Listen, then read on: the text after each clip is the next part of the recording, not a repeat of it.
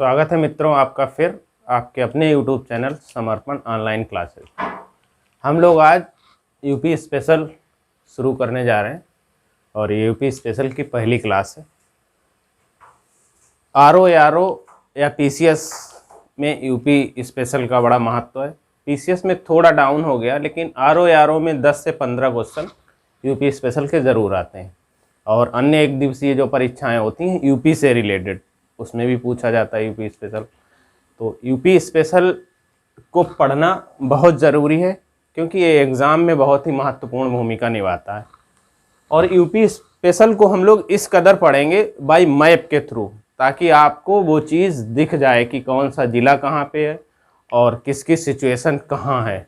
ठीक है, तो इसलिए जो है हम लोग मैप के माध्यम से उसको पढ़ने की कोशिश करेंगे। और अगर आप नए हैं चैनल पे तो चैनल को सब्सक्राइब ज़रूर कर लें और लाइक और दोस्तों को शेयर करते रहें। फ्री में पढ़ना है, कोई पैसा नहीं लगना है, ताकि सबको फ़ायदा हो जाए। तो ठीक है, और आइए एक हम लोग आउटलाइन खींच लेते हैं यूपी की। हूबहू तो नहीं, लेकिन कोशिश करते हैं कि वैसा ही बने।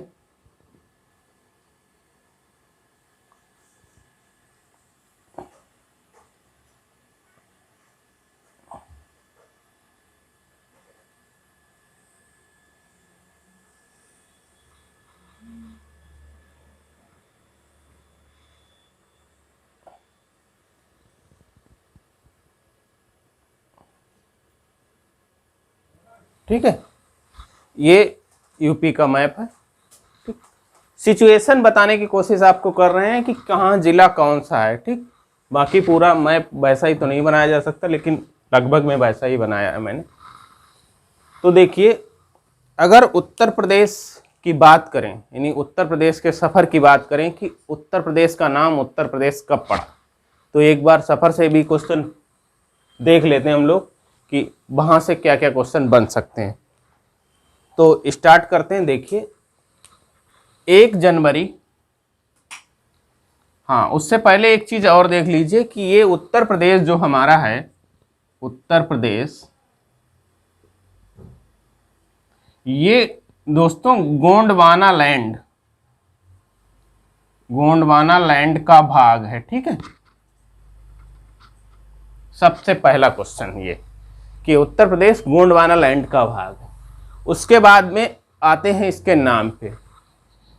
तो बात करें अगर हम 1 जनवरी 1836 की, तो जो बंगाल प्रेसिडेंसी थी, जब उसका विभाजन किया अंग्रेजों ने, तो इसका नाम रख दिया उत्तरी पश्चिमी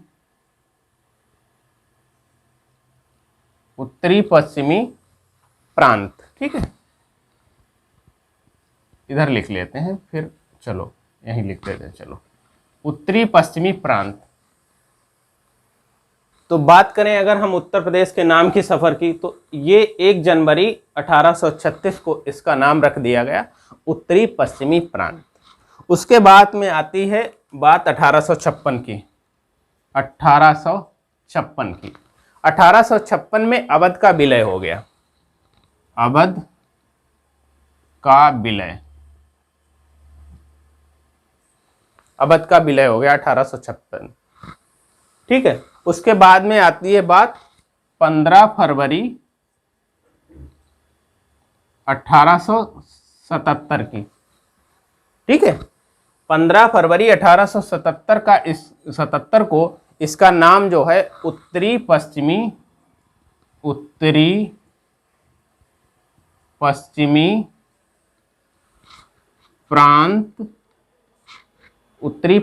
प्रांत आगरा और अवध। ये 3 डेटें हो गई 1800 से रिलेटेड। यानी 1 जनवरी 1936 को इसका नाम उत्तरी पश्चिमी प्रांत, 1856 में अवध का विलय हो गया, और 15 फरवरी 1877 को इसका नाम उत्तरी पश्चिमी प्रांत आगरा और अवध रख दिया गया।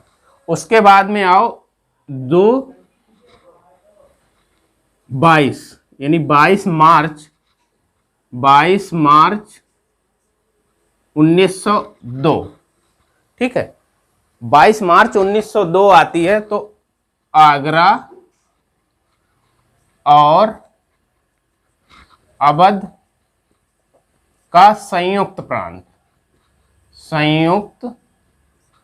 प्रांत, ये नाम हो गया। 22 मार्च 1902 तक हम लोग आ गए, ठीक। उसके बाद में आओ 2 नवंबर 1925। जब 2 नवंबर 1925 की बात आती है, राजधानी जो थी हमारी वो इलाहाबाद से लखनऊ, ये लखनऊ शिफ्ट हो गई, ठीक। उसके बाद में हम लोग बात करें अगर 1 अप्रैल 1937 की, 1 अप्रैल 1937 को इसका नाम हो गया संयुक्त प्रांत। ये अभी यूपी के नाम का सफर चल रहा है दोस्तों। एक क्वेश्चन टपक पड़ता है कब, जैसे पूछ लेगा आगरा और अवध का संयुक्त प्रांत कब बना, तो आपको ये डेटें देगा सब, तो आपको याद होनी चाहिए, ठीक है। उसके बाद में आते हैं हम 24 जनवरी 1950 को बन गया अपना उत्तर प्रदेश। बात करें अगर 26 जनवरी 1950 की, तो उत्तर प्रदेश भारत गणराज्य का हिस्सा हो गया। उत्तर प्रदेश भारत गणराज्य का हिस्सा बन गया। क्लियर? ये उत्तर प्रदेश का सफर है। और 24 जनवरी 1950 को ही उत्तर प्रदेश बन गया, तो 24 जनवरी को ही, यानी 24 जनवरी को हम लोग मनाते हैं 24 जनवरी को हम लोग क्या मनाते हैं? जनवरी को यूपी स्थापना दिवस। 24 जनवरी को हम लोग यूपी स्थापना दिवस मनाते हैं, आने ही वाला है, ठीक। इसके बाद में और चीजें देख लीजिए। हम लोग उत्तर प्रदेश सामान्य परिचय की बात कर रहे हैं, पहली क्लास है, तो उत्तर प्रदेश क्या क्या है, कहाँ क्या चीज है, उसकी बात करेंगे, फिर कंटिन्यू लेक्चर चलेगा। सामान्य परिचय बताना आपको लोगों को जरूरी। अगर यहां से यहां तक की अगर लंबाई की देखी जाए, ठीक है, तो आप पूरब से पश्चिम उत्तर प्रदेश की लंबाई 650 किलोमीटर, ये पूरब से पश्चिम हो गई, ठीक। ये और उत्तर से दक्षिण, ये मतलब यहां से यहां तक भी आ सकता है, ये ठीक है। उत्तर से दक्षिण, दक्षिण उत्तर प्रदेश की लंबाई कितनी है? 240 किलोमीटर, ठीक है। ये लंबाई को लेकर अगर सीधा पूछा जाए, वनडे एग्जाम में भी कभी कभी आ जाता है, हम लोगों आरओ में भी आ सकता है।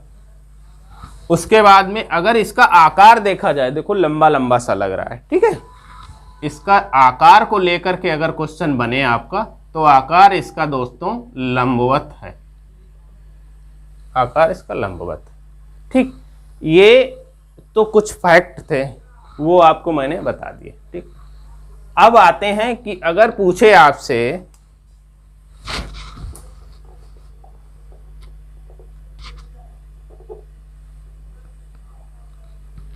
कि उत्तर प्रदेश की जो सीमा है वो कितने राज्यों को छूती है, कितने केंद्र शासित प्रदेशों को छूती है और कितने देशों को छूती है, तो उस टाइप से जो फैक्ट बेसिस क्वेश्चन आते हैं वो मैं आपको बता दे रहा हूं।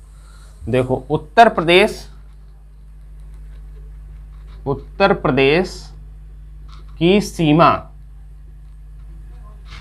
आप लोग जानते भी होंगे 8 राज्यों को छूती है, प्लस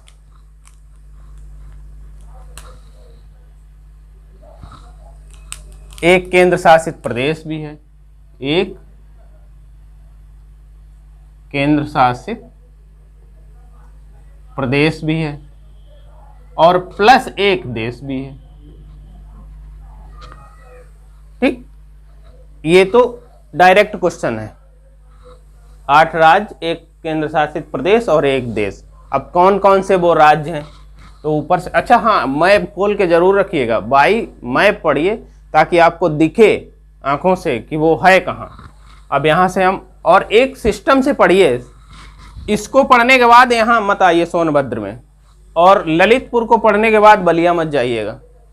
एक तरफ से पढ़िए और पूरा यहाँ तक पहुँचिए तो जल्दी याद हो जाएगा। देखो यहाँ पड़ेगा आपका हिमाचल प्रदेश, हिमाचल प्रदेश। नीचे उतरेंगे उत्तराखंड, मैप में देखते रहिए, उत्तराखंड।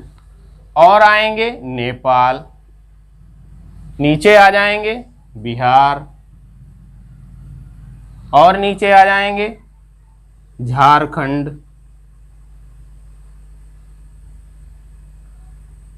और नीचे आ जाएंगे छत्तीसगढ़,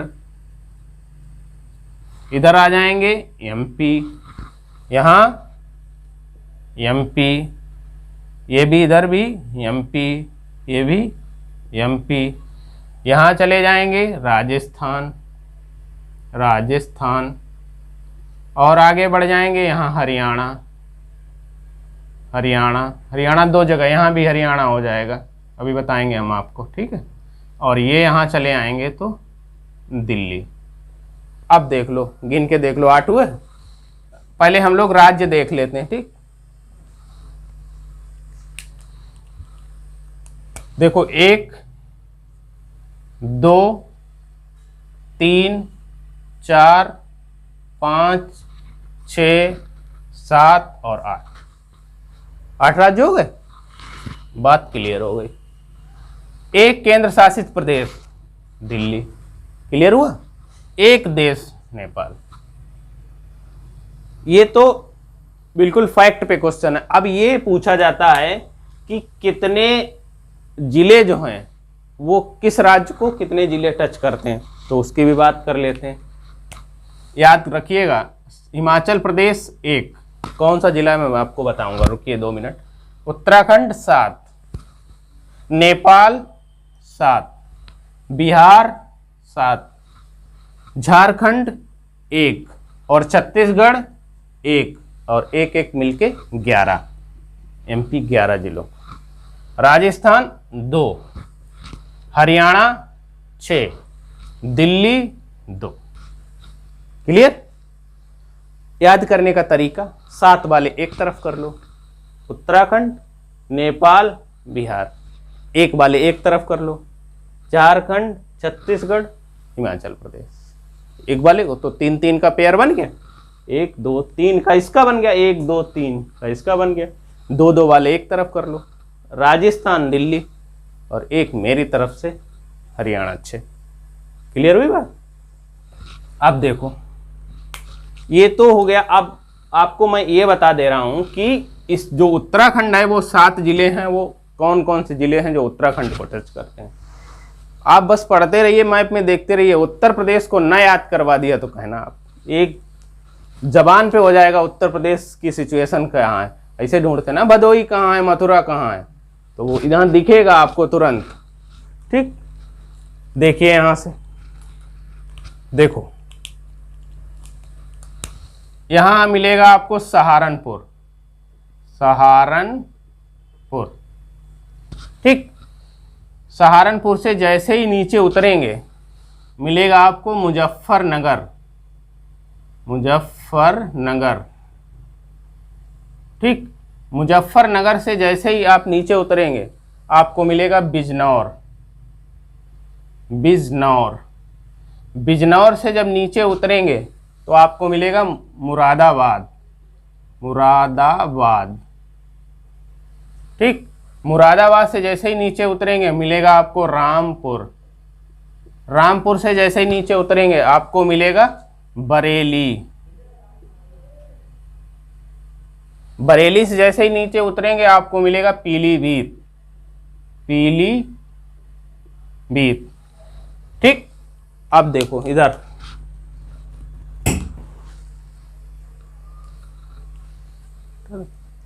पीलीभीत। ठीक, उसके बाद देखो, अब बोर्ड को मिटा देते हैं थोड़ा, फिर लिखते हैं अच्छे से।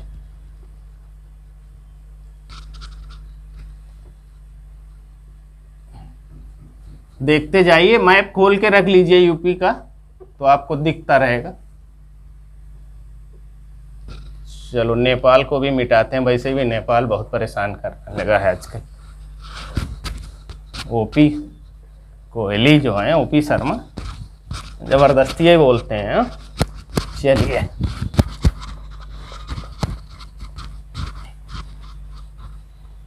चलो भाई देखते हैं, यहाँ क्या था, दिल्ली था, लिख देते हैं भाई, ये दिल्ली है,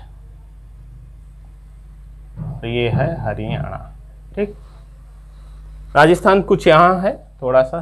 ठीक, तो पीलीभीत, यहाँ तक हम लोग आ गए। पीलीभीत के बाद ये नेपाल है। पीलीभीत के बाद का सफ़र देखते हैं।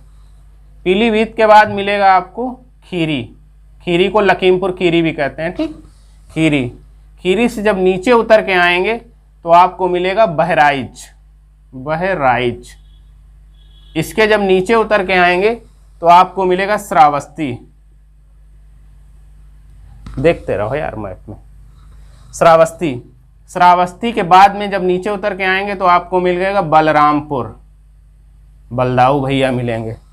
उसके बाद में सिद्धार्थ भैया मिल जाएंगे आपको, सिद्धार्थ नगर, और दोनों मिलके क्या बन जाएंगे, महाराज, महाराजगंज, महाराजगंज। ठीक है, और कहाँ पहुंचेंगे सब के सब, कुशीनगर, कुशीनगर। और उसके बाद में आपको मिल जाएगा देवरिया, बोलते हैं ना उधर वाले, देवरिया। और फिर ये जो पूंछ आपको दिख रही है ना, ये है बलिया, बलिया। मिला? देख ही नहीं रहे हो यार, देखो पहले मैप में तब ना मिलेगा बलिया। और उसके बाद में मिलेगा गाजीपुर, गाजीपुर। गाजीपुर के बाद में आएंगे आपको मिलेगा चंदौली। बड़ी मेहनत से पढ़ाया जा रहा है गुरु, पढ़ लो, फ्री में पढ़ना है, पैसे एक भी नहीं लगने हैं। चंदौली, चंदौली के बाद में आओ मिलेगा सोनभद्र, सोनभद्र। सोनभद्र के बाद में जब आएंगे आप मिलेगा मिर्जापुर, मिर्जापुर। और मिर्जापुर के बाद में जब पहुंचेंगे तो मिलेगा अपना तीर्थ स्थल प्रयागराज। और फिर मिलेगा तुलसीदास चंदन घिसैं, वही वाला चित्रकूट, चित्रकूट। चित्रकूट के बाद में बांदा, बांदा के बाद में महोबा, देखते जाना।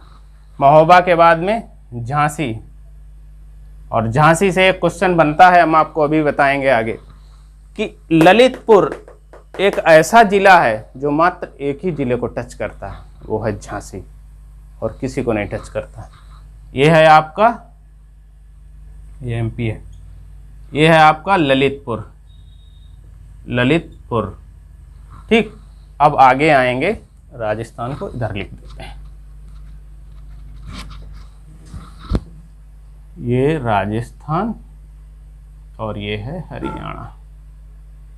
ठीक, झांसी के ऊपर पढ़ेंगे तो जालौन, जालौन के और ऊपर पढ़ेंगे तो आपको मिलेगा इटावा। अच्छा, जालौन और इटावा के बीच में देखिएगा औरैया है, जरा सी किन्नी सी लग रही, लेकिन वो टच नहीं कर रही है। ठीक है, वो थोड़ा अंदर है। जालौन, इटावा, इटावा के बाद में मिलेगा आपको आगरा, आगरा के बाद में मथुरा, और मथुरा के बाद में अलीगढ़,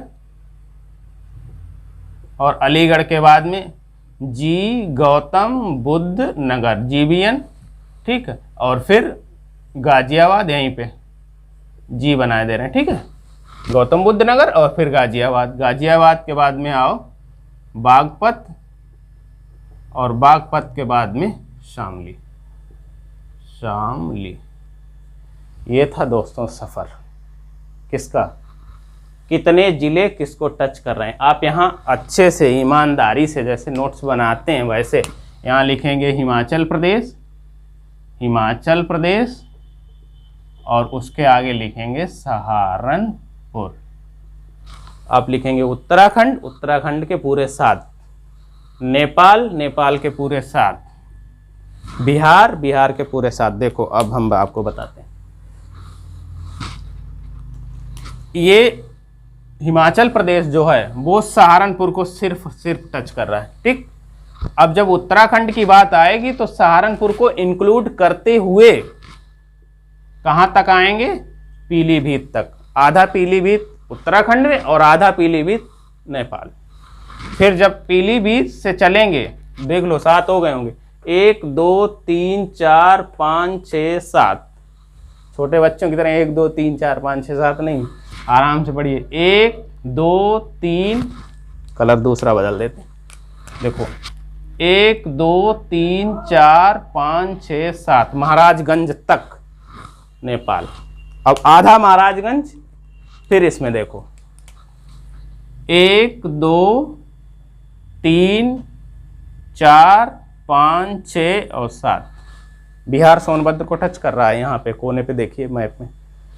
अब देखो झारखंड, तो मान लीजिए सोनभद्र हो गया एक, छत्तीसगढ़ को भी लिख लेंगे सोनभद्र। एमपी देखो गिनो, 1, ये इससे बना देते हैं, 1 2 3 4 5 6 7 8 9 10 और 11।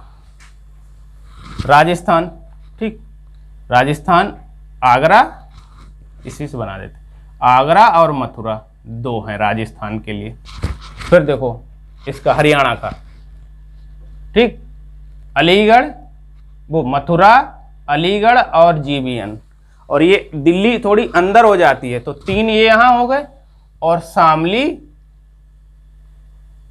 हरियाणा का, हाँ ये 3 इधर हो जाते हैं, 6 हो गए इसके, ठीक।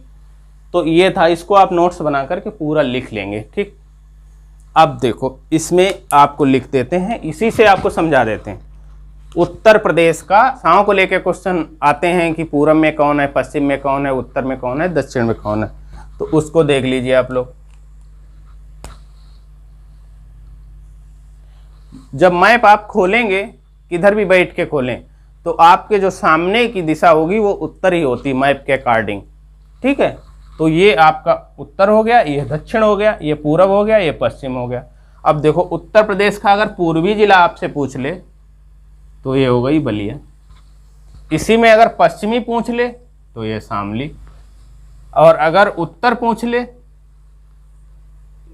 सॉरी उत्तर पूछ ले तो ये, इसको कलर कर दे रहे हैं, हिमाचल प्रदेश के बगल में है सहारनपुर, और अगर दक्षिण पूछ ले तो ये है आपका, इसको दूसरे कलर्स कर दे रहे हैं सोनभद्र, यहाँ लिख दे रहे हैं हम आप। ये हो गया सहारनपुर उत्तर, दक्षिण में सोनभद्र, पूरब में हमने आपको बता दिया बलिया, और पश्चिम में शामली। ये बहुत अच्छा क्वेश्चन है, अक्सर आता है वनडे एग्जाम में भी और अपने आरओ में, पीसीएस में भी, ठीक। तो ये तो हो गए दिशाओं को लेकर के क्वेश्चन। और इसके बाद में अब ये तो आप लोगों ने स्क्रीनशॉट ले ही लिया होगा सारा, ठीक। अब फिर हम कुछ और चीजें लिखते हैं, चलो हटाते हैं।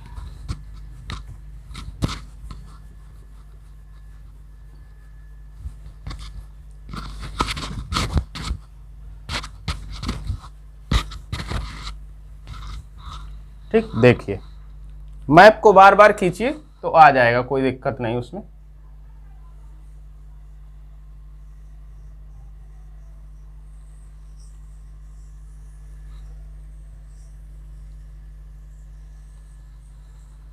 ठीक, अब देखो ये मैंने आपको बताया है सहारनपुर, ठीक, ये मैंने आपको बताया सोनभद्र। एक और चीज देख लीजिए, अगर पूछे आपसे, ये आपका है सोनभद्र, सोनभद्र, ये आपका है ललितपुर, ललितपुर, और ये है आपका सहारनपुर।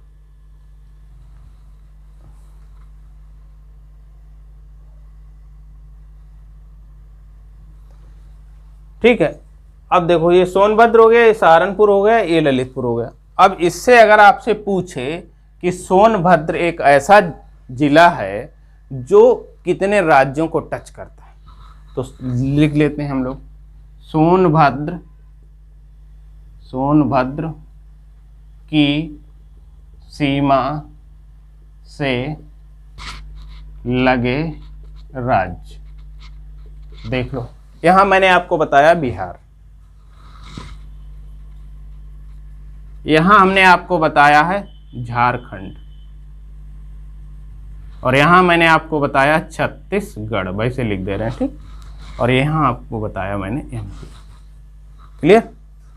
बिहार, झारखंड, छत्तीसगढ़ और एमपी। ठीक, तो ये कितने को छू रहा है? देखिए, बिहार हो गया, फिर उसके बाद में आओ झारखंड। भाई मैप पढ़ेंगे तो चीजें बहुत जल्दी क्लियर हो जाएंगी। छत्तीसगढ़, और ये हो गया एमपी। और मेहनत तो भाई करनी ही पड़ेगी। एक बार जब भगवान राम का जो है राज्याभिषेक होने जा रहा था, तो जब भगवान राम का राज्याभिषेक होने जा रहा तो देवताओं की अचानक मीटिंग हुई। मीटिंग में क्या हुआ कि अब तो देवता सारे चक्कर में पड़ गए कि मैंने तो इनको भेजा था, युवराज राम को भेजा था सेवा करने के लिए, और ये क्या हो गया नरगल। अब क्या, अब रावण को कौन मारेगा? अब तो चक्कर में पड़े। माता सरस्वती को कॉल की गई, फोन तो चलते नहीं थे, तो माँ सरस्वती को बुलाया गया और कहा, ये माँ ये क्या हो गया, ये तो सब पलट जाएगा, रावण तो मरेगा ही नहीं। अब क्या हुआ? अब इतने में सब चक्कर में पड़ गए। सुबह जो है राज्याभिषेक होना था, आपात मीटिंग बुलाई गई, जैसे आजकल कैबिनेट बुलाती है। फिर मंथरा से कही गई बात, मंथरा को राजा इंद्र ने भेजा था कि इनका वनवास तय है, और सरस्वती माँ से विनम्र निवेदन की गई, हे माते इनको निपटाओ, नहीं तो ये रावण मरेगा ही नहीं, पूरा नाश कर देगा पृथ्वी का।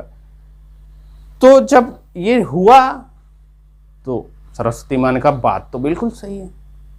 बुलाया गया और केकई की जो जीभ थी उस पर सरस्वती माँ बैठ गई, और मंत्रा के षड्यंत्र ने राम को 14 वर्ष का वनवास कर दिया। लेकिन मजे की बात ये दोस्तों कि जब राम 14 वर्ष का वनवास हो गया, उससे पहले युवराज राम थे, लेकिन 14 वर्ष के बाद जब लौटे हैं तो मर्यादा पुरुषोत्तम राम बन गए, यानी पदवी बढ़ गई। तो जो वनवास है हमारा लोगों का पढ़ाई का, तो उसमें मेहनत तो करनी पड़ेगी, तो लगे रहिए, ठीक है। हम लोग भी उससे ऊंचे पे जाएंगे। ये नहीं है कि युवराज राम से मर्यादा पुरुषोत्तम राम हम उनको कह के बुलाने लगे, तो ये गुरु मेहनत है, तो करते रहेंगे हम लोग, ठीक है।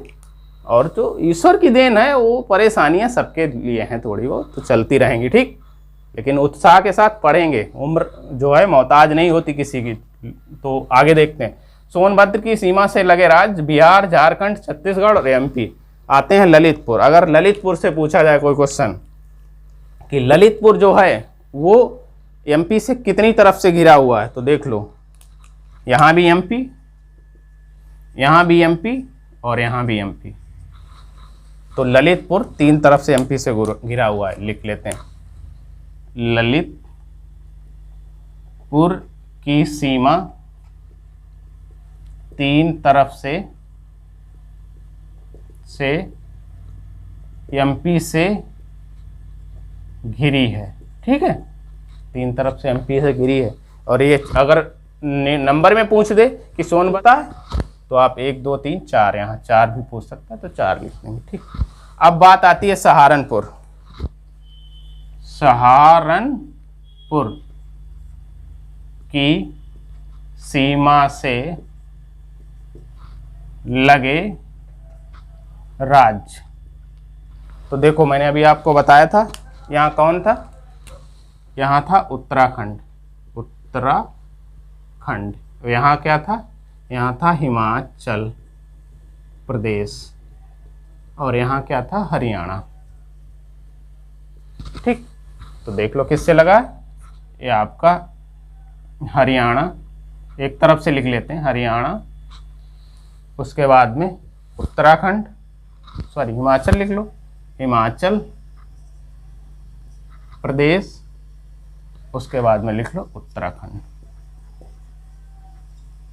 बहुत फैक्ट बेसिस क्वेश्चन है लेकिन आते जरूर हैं, तो इनको आप नोट करते रहिए। ना नोट करते रहिए तो मोबाइल में एक स्क्रीनशॉट के ऑप्शन है, सब लोग जानते हैं, उसको लेते रहिए। ठीक है, ये फोकट में नहीं पढ़ाया जा रहा, बड़ी मेहनत लग रही है आप लोगों के लिए। ठीक है, तो उसको पढ़िए कायदे से।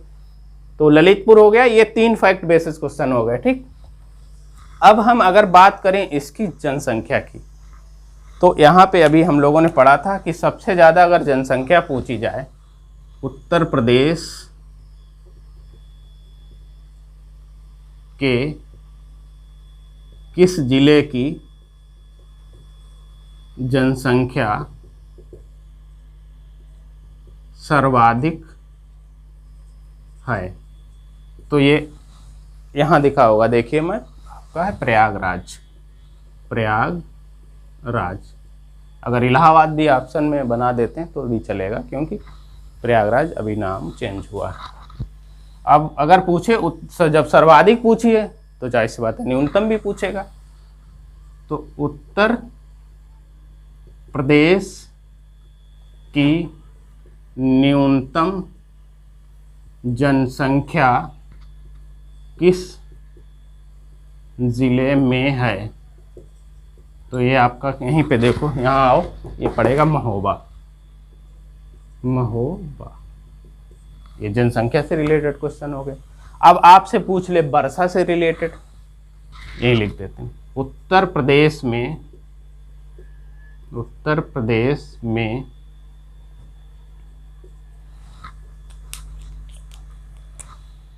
सर्वाधिक, ये प्रयागराज है, यहाँ देख लीजिए, यहाँ महोबा है। ठीक है, इसी से लगा हुआ, बिल्कुल सीमा टच कर रही है इसकी यहाँ तक। सर्वाधिक वर्षा वाला जिला, तो यहाँ पे देखिए, यहाँ पे होगा गोरखपुर। गोरखपुर सीमा नहीं टच कर रहा है, अंदर है थोड़ा, गोरखपुर।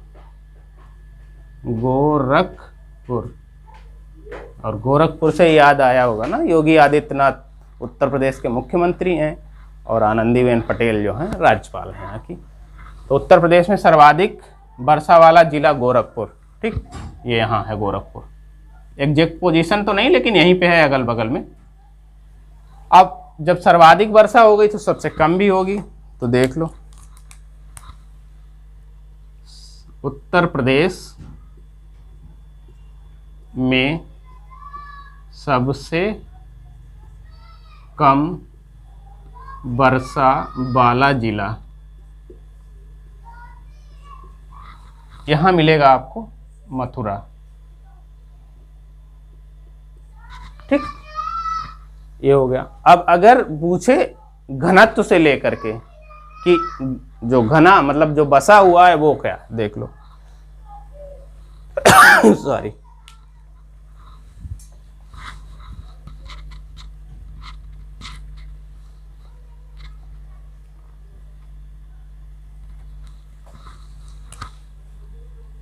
उत्तर प्रदेश में सर्वाधिक घनत्व वाला जिला। तो यहाँ पे आपको मिलेगा गाजियाबाद, ठीक है, यहाँ पे मिलेगा आपको गाजियाबाद, गाजियाबाद, ठीक, यहाँ पे मिलेगा आपको गाजियाबाद, ठीक। और यदि पूछे आपसे उत्तर प्रदेश में न्यूनतम घनत्व वाला जिला, ये आपको दिख रहा है, ठीक, ये है क्या, ललितपुर, ललितपुर, ठीक। ये कुछ फैक्ट बेसिस, अगर इसके घनत्व की जाए, ठीक है, उत्तर प्रदेश का घनत्व, तो घनत्व की अगर हम बात करें तो ये आपका मेरे भाई 829 व्यक्ति प्रति वर्ग किलोमीटर में रहते हैं, यानी टोटल जनसंख्या और जो भी हमारा क्षेत्रफल है, तो 829 व्यक्ति, ठीक है, प्रति वर्ग किलोमीटर में रहते हैं। अब यहीं पे ये है कितना, वो भी मैं आपको बता दे रहा हूं। तो यूपी का अगर क्षेत्रफल की बात करें, उत्तर प्रदेश का क्षेत्रफल, अच्छा उससे पहले आप एक लोग और देख लीजिए ये चीज कि यहाँ पे आपको मैंने बताया था लखीमपुर खीरी, ठीक है, उत्तर प्रदेश में सबसे जो अधिक क्षेत्रफल है वाला जिला जो है वो लखीमपुर खीरी है। यहाँ लिख लीजिए आप लोग खीरी,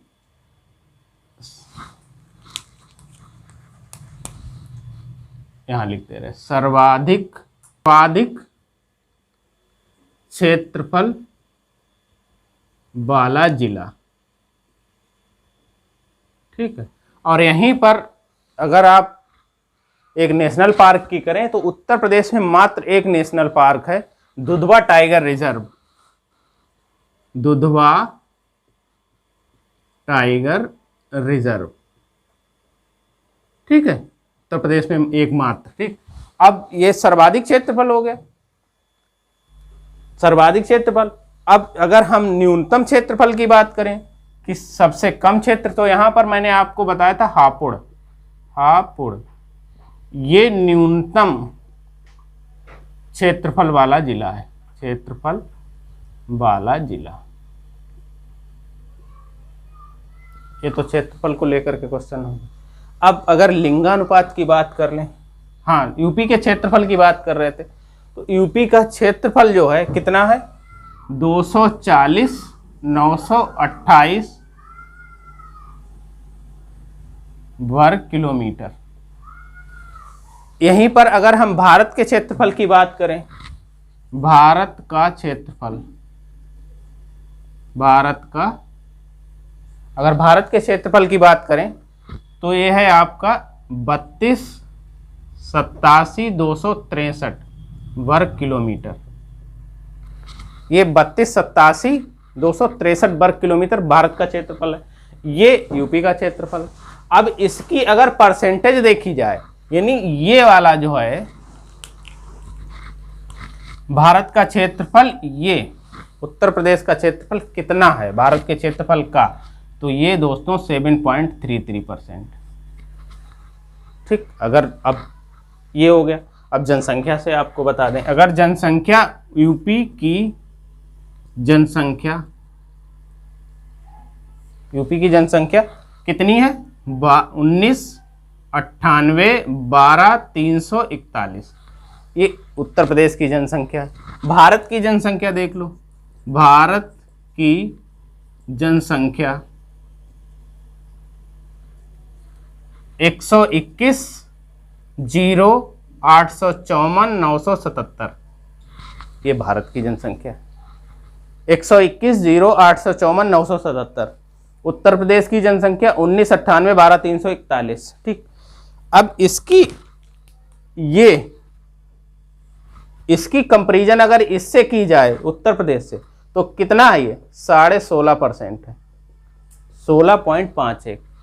इसकी कंपैरिजन अगर विश्व की जनसंख्या से की जाए कि भारत की जनसंख्या जो है विश्व की जनसंख्या के, दोनों क्वेश्चन और दोनों ऑप्शन रहते हैं, तो ये विश्व की जनसंख्या का 17.51, यानी यह 17.5 भी लिख के आता, तो ये 17.51% है, और भारत की जनसंख्या की उत्तर प्रदेश की जनसंख्या वो 16.5 है।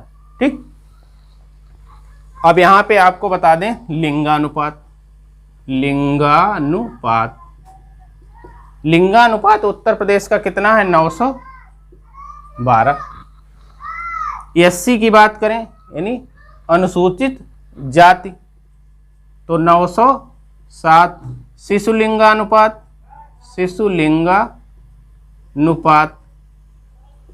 902।